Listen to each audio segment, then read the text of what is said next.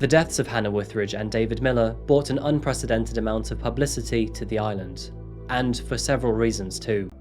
In September of 2014, Koh Tao's most notorious murders would take place, thus thwarting the island into the international spotlight.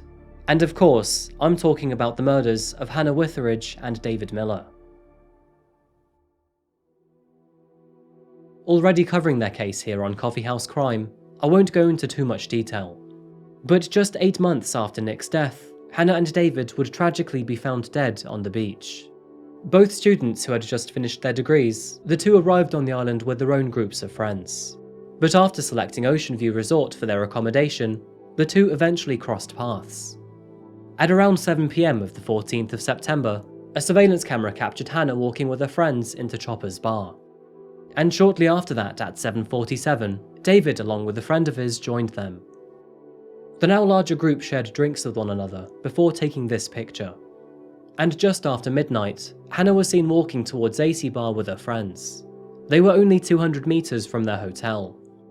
Shortly after that, at 1 AM, David also left Chopper's bar to catch up with the ladies.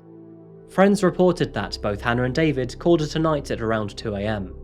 They said their goodbyes before heading back towards Ocean View Resort together. However, they would never make it back alive. Their bodies were found the following morning, just meters away from their resort. David was found in the water. He had received multiple head wounds before drowning. Hannah's body was also found nearby against the rocks. She had similar fatal injuries, was semi-naked, and you can probably guess why. The deaths of Hannah Witheridge and David Miller brought an unprecedented amount of publicity to the island, and for several reasons too.